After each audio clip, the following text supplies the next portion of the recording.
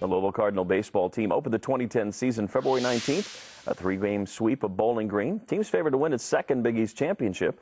Cardinals got the season off to a great start when National League Rookie of the Year Chris Coughlan and New York Mets outfielder Jeff Francouer came to town for the annual leadoff dinner.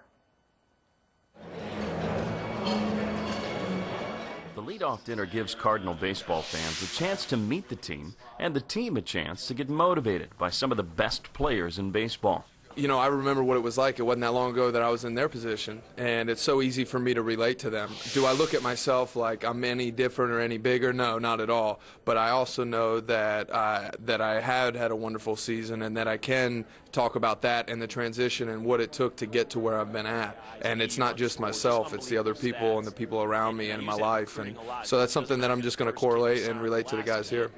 Coughlan and Francouer entertained the crowd of more than 400 at the dinner.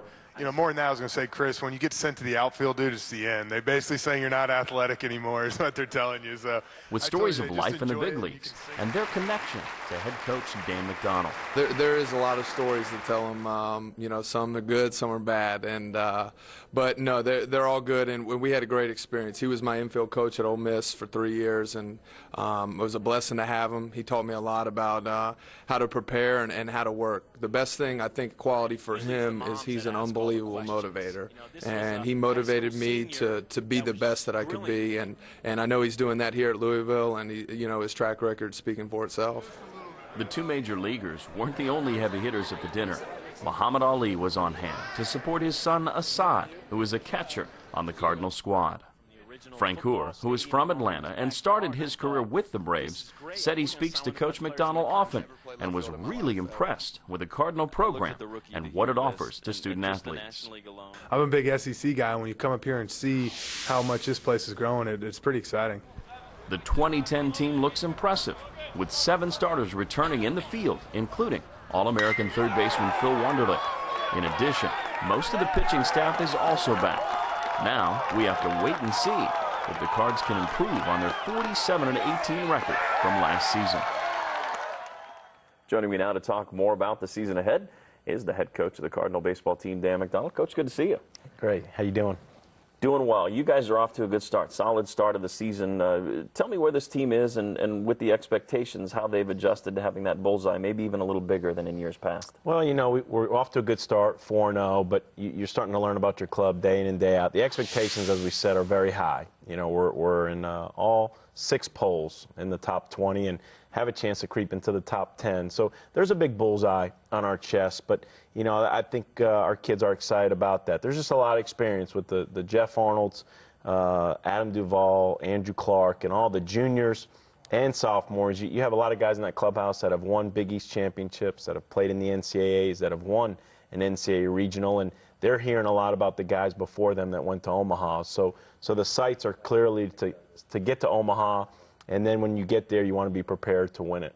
And that's something that you haven't shied away from. I know you like having the bullseye on your back, but you've even taken it a step further in that you've challenged the team to win a national championship. Thinking that, you know, we are good enough to make it to Omaha, and you realize how difficult it is.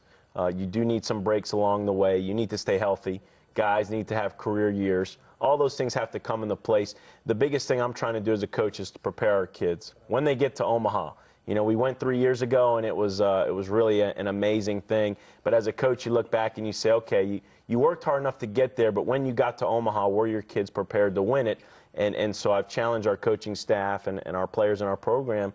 When we get to Omaha this year, we're going to be prepared to win the whole thing. One thing about athletics is being able to create a positive out of a negative. And the flooding rains earlier this year damaged your locker room a little bit and made the downstairs a bit of a mess. And you've turned that into a phenomenal positive for this team. It was a tough time. We had a recruit on campus that day, which we ended up losing when you have 4 feet of water standing down there in your basement, and everything got ripped out. And so it gave me a chance to see it gutted out down there. So we had visions of, hey, we can really fix this place up. And so from changing up the locker room a little bit to putting in the eating area, the kitchen area, I call it a player's lounge. And most exciting probably is that player's meeting room with the big leather chairs, and we're able to watch highlight films. And so, you know, just stealing ideas from what's going on in this campus, in the Yum Center, with all the facilities we have on campus. It was nice to say, hey, let's do this and that. And and we'll make it even better, and it came out better than we ever imagined. Team opened up 4-0 at home, and the team will be up next on Wednesday against Evansville at 3 o'clock at Jim Patterson Stadium, where admission is free. The crowds have been great, so I know you look forward to seeing more folks out there. Yeah, we've had a really good turnout so far, and as I always say, the fans make everything, so we appreciate them coming out. All right, Dan, we appreciate your time. Best of luck the rest of the year. Thank you.